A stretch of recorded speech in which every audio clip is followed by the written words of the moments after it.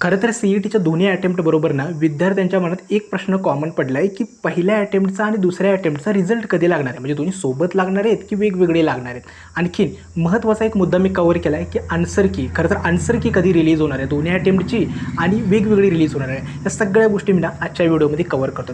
एक गोष्ट लक्षात ठेवा, जर लास्ट इयरची सिच्युएशन बघा तर लास्ट इयर ना आपला शेवटचा जो पेपर होता, म्हणजे गेल्या वर्षीच्या MST CETची सिच्युएशन तुम्हाला सांगतोय.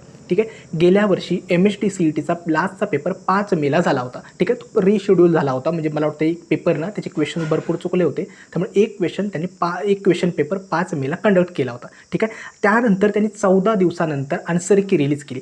आन्सर की प्रत्येक सब्जेक्टची म्हणजे PCM आणि PCBची वेगवेगळी रिलीज होते. ठीक आहे, त्यामुळे पहिल्यांदा PCBची गेल्या वर्षी आन्सर की रिलीज झाली होती ती 19 मेला रिलीज झाली होती आणि PCMची आहे ती 22 मेला रिलीज झाली होती. आन्सर की रिलीज झाल्यानंतर 3 दिवसांचा वेळ मिळतो ऑब्जेक्शन रेज करायसाठी.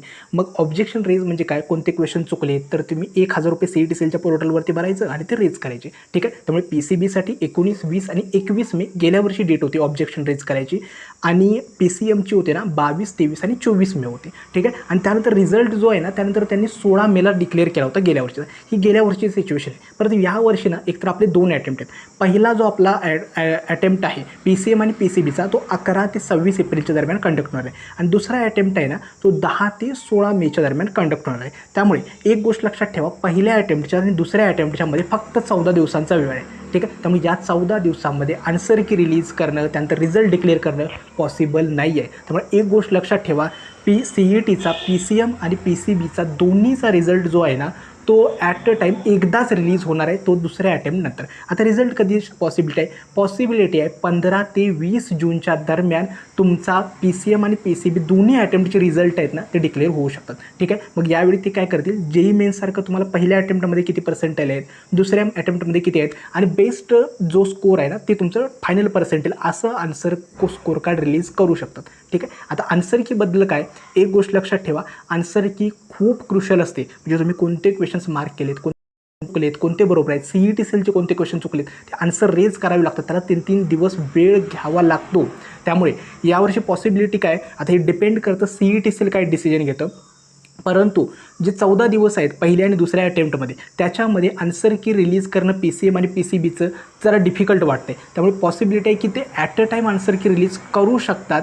ठीक आहे, कारण का होतं असं, PCBला पहिल्यांदा रिलीज करावी लागते त्यामुळे त्याला 3 दिवस जातात, परत PCMला 3 दिवस जातात, त्यामुळे 6 दिवस इथं कॅल्क्युलेट करावे लागतात. ठीक आहे, त्यामुळे पॉसिबिलिटी तरी खूप कमी आहे. परंतु बघू की CET सेल काय करतं, तुर्तास तुम्ही एवढी गोष्ट लक्षात ठेवा, रिझल्ट एकदाच लागणार आहे जो अराऊंड 15 ते 20 जूनच्या दरम्यान लागेल आणि आन्सर कीसुद्धा पॉसिबिलिटी आहे की दोन्ही एकाच वेळी रिलीज करतील ते. ठीक आहे, मग नंतर आपण ऑब्जेक्शन रेज घेऊ शकतो. मात्र CET सेल डिसाईड करेल, त्यांना जर वाटलं की पहिल्या अटेम्प्ट नंतर पहिली आन्सर की रिलीज करावी तर ते सुद्धा करू शकतात. ठीक आहे, सध्या तरी फोकस जो आहे ना पूर्ण तुमचा अभ्यासावरती ठेवा. रिझल्ट, आन्सर की, 12वीचा रिझल्ट वगैरे या सगळ्या गोष्टी येणारच आहेत. सध्या जे 10 दिवस आहेत ते व्यवस्थित अभ्यास करा. PYQs, हाय वेटेज चॅप्टर्स आणि रिव्हिजन या 3 गोष्टींवरती फोकस करा. आणखीन ज्या मुलांना पर्सनल मेंटरशिप आणि मॉक टेस्ट सिरीजमध्ये एनरोल करायचं आहे, डिस्क्रिप्शन बॉक्समध्ये लिंक दिली आहे, नक्की एनरोल करा. ठीक आहे, आजचा हा व्हिडिओ छोटासा अपडेट होतं त्या रिगार्डिंग होता. आजचा हा व्हिडिओ मी इथेच थांबवतो. धन्यवाद.